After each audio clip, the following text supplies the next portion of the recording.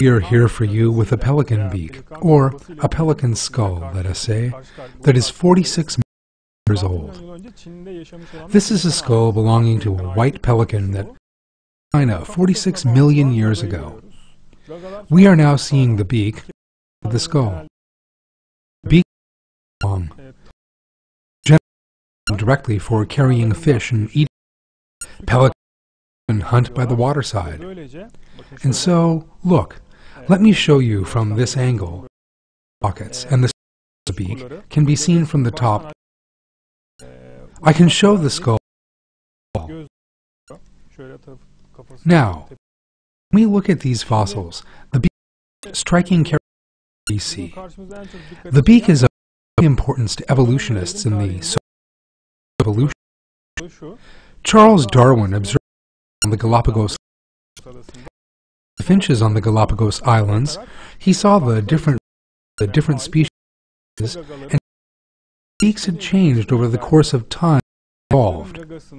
In other words, he claimed that the beaks might have evolved over the course of time, and with their usage, he carried the preconceived opinion, delusion, that one might have come from the other, might have come from a common ancestor by.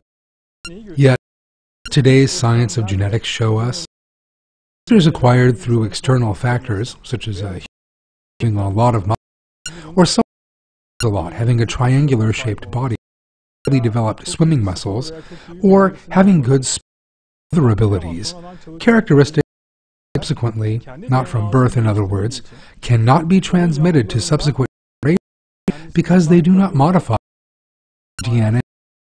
In other words, no matter how good a swimmer someone is, when his child is born, that child will not be able to swim. No matter how good a is or how, let us assume he is keen on bodybuilding, no matter what he does, his child will be the same he was in his initial form as will. Now, this pelican beak. The pelican beak has not grown any longer of millions, and this 46 million years old, grow thin and be able to collect honey like the beak of a hummingbird, and did not become strong and like a hammer, bore holes in tree trunks of the woodpecker. None of these things happened. The pelican was doing the same things 4 million years ago as it does today.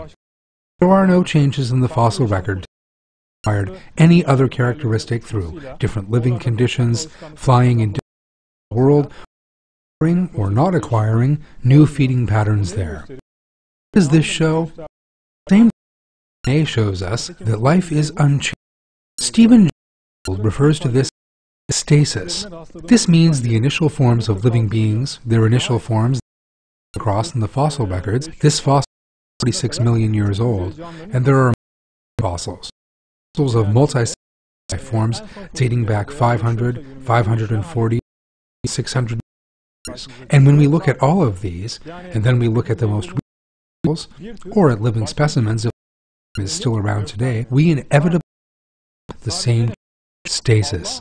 Or, as Gould put it, they exhibit no difference from one species to another. They are. And what does that mean? It means Allah created them in their original form and changed, never evolved. Allah wanted them to be like that, and that is how they came into being and survived.